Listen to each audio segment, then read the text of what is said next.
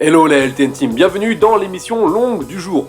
Aujourd'hui, je vais vous parler de ma vision pour les crypto-monnaies pour l'année à venir 2024, ce que je vois du marché, qu'est-ce qui pourrait arriver sur le marché, comment vont potentiellement se comporter les crypto-monnaies en termes de prix.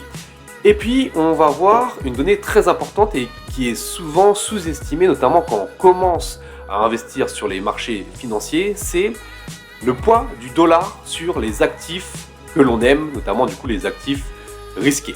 Allez, let's go la LTN Team.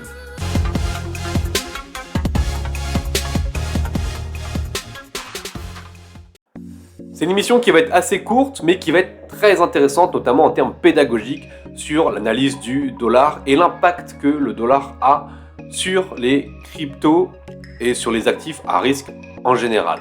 On commence du coup avec la vision du marché. La vision du marché, il y a une date très importante déjà, c'est le halving du Bitcoin qui arrive dans 95 jours. Donc pour l'instant, il est prévu pour le 24 avril 2024 à 20h34.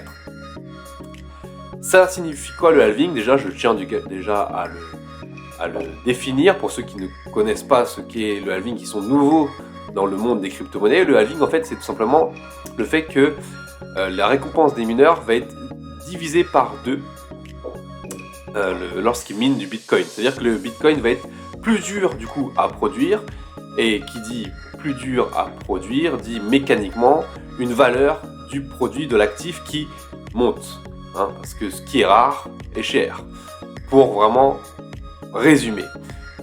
Autre chose d'intéressant, c'est qu'on sait que on aura sûrement un nouvel ETF. On a eu les ETF Bitcoin qui sont sortis il y a quelques jours. On aura un autre ETF qui verra le jour, et celui-ci concernera vraisemblablement les ETF pour l'Ether, pour l'Ethereum, donc qui est pour l'instant la seconde crypto-monnaie du marché et qui sera à 90% celle qui sera la deuxième crypto-monnaie à avoir un ETF, à avoir plusieurs ETF en tout cas.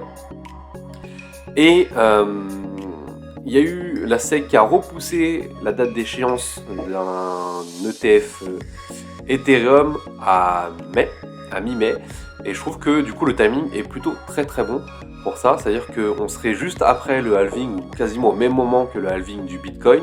On aurait derrière une approbation au mois de mai d'un ETF Ethereum. Ça pourrait du coup nous pousser vraiment durant le mois de mai plus haut sur tous les actifs en général. Et par la suite, du coup, le dicton dit sell in May and go away. C'est-à-dire qu'on vend au mois de mai et puis on va voir ce qui se passe ailleurs, notamment on va pour les grandes vacances. C'est un dicton qui dit ça, et c'est vrai que souvent en termes de cyclicité, on voit les crypto-monnaies et d'ailleurs les actifs à risque en général être vendus au niveau du mois de mai. Après, pour les cryptos en termes de cyclicité, souvent au mois de fin juillet, il y a une nouvelle hausse avant le mois de septembre. Donc est-ce qu'on va avoir la même cyclicité? Je dirais que en termes macroéconomiques, c'est vraiment ce sur quoi on tend. En plus de ça, ça voudrait dire quoi? Une poussée au printemps avant l'été, un été un peu plus calme, une poussée avant la rentrée, et puis derrière en fin d'année, il y a notamment les élections américaines. Les élections américaines qui seront importantes. On est sur une année de halving. Suivant le président qui sera élu, suivant son amour ou sa haine des cryptos, et ça pourrait du coup avoir un impact sur les crypto-monnaies. En tout cas à court terme, c'est-à-dire que si le nouveau président des États-Unis n'aime pas les cryptos, forcément ça fera chuter les cryptos. Mais étant donné qu'on sera vraisemblablement sur la préparation d'un bull run, en tout cas au milieu du bull run, on devrait voir début 2025, un peu comme on l'avait vu en 2021, une poussée du coup des crypto-monnaies, une poussée très intense à mon avis. Et d'ailleurs, pour ma vision des crypto-monnaies dans le futur, je pense que ce bull run est très important, parce que je pense que c'est le dernier, et avec CG on est d'accord là-dessus, on a échangé là-dessus autour d'un verre.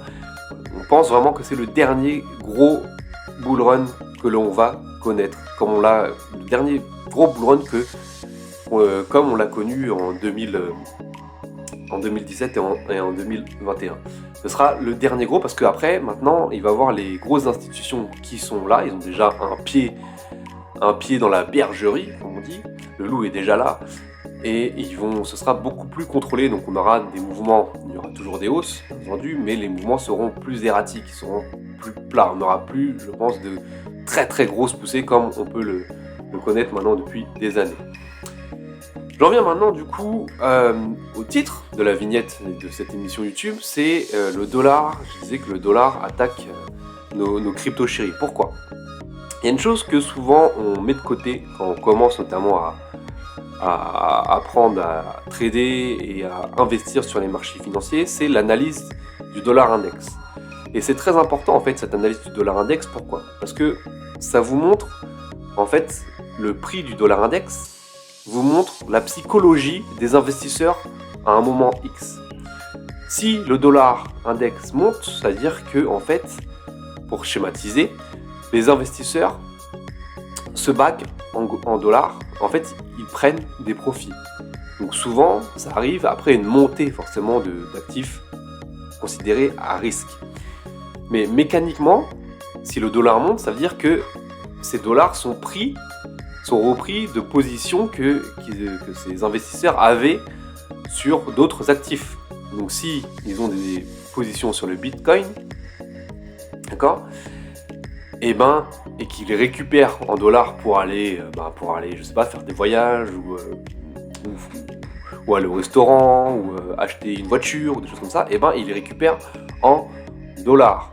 Et du coup, mécaniquement, ça fait monter le dollar index. Donc c'est quelque chose d'important.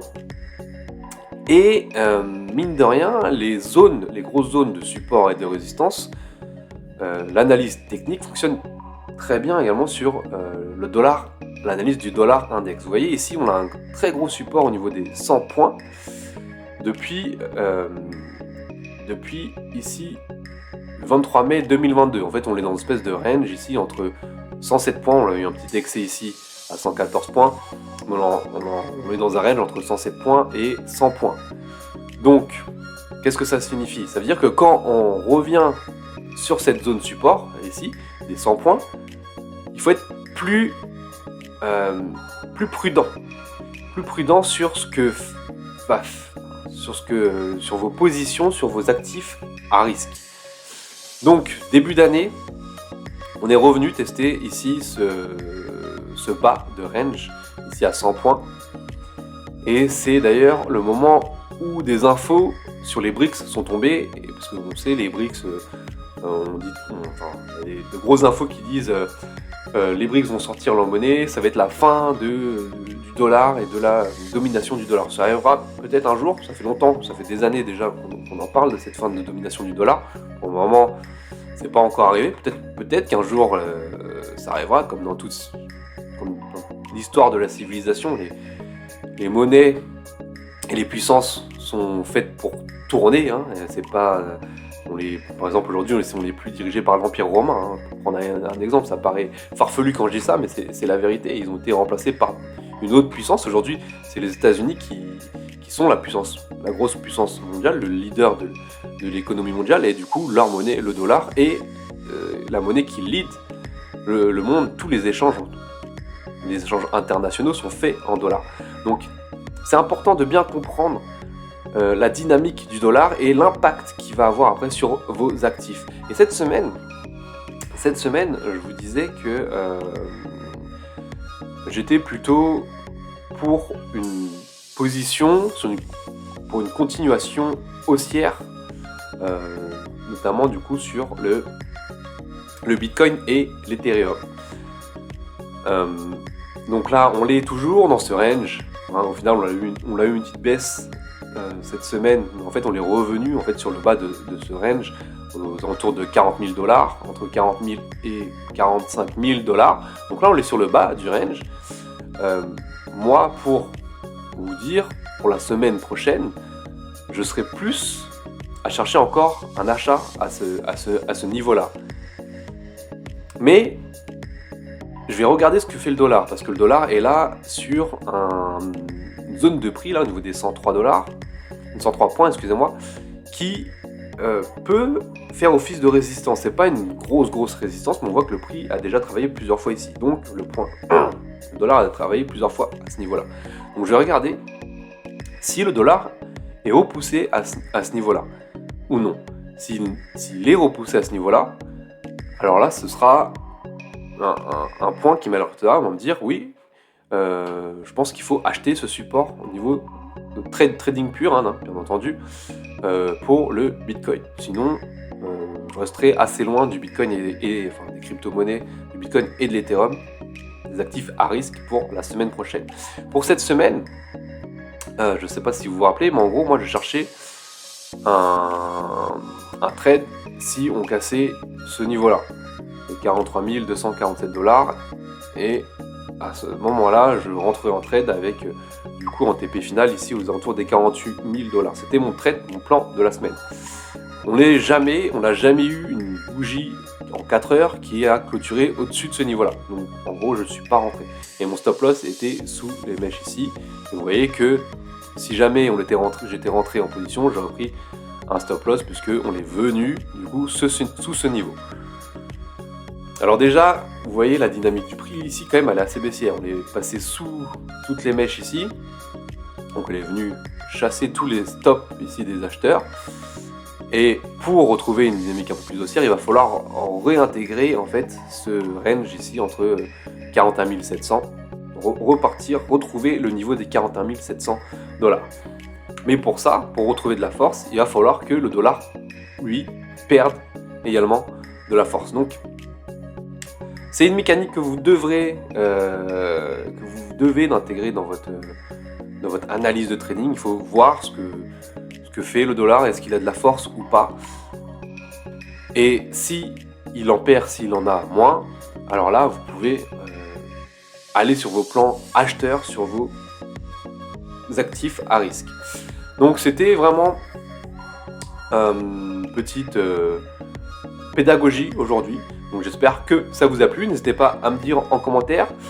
Et puis, à demain, la LTN Team.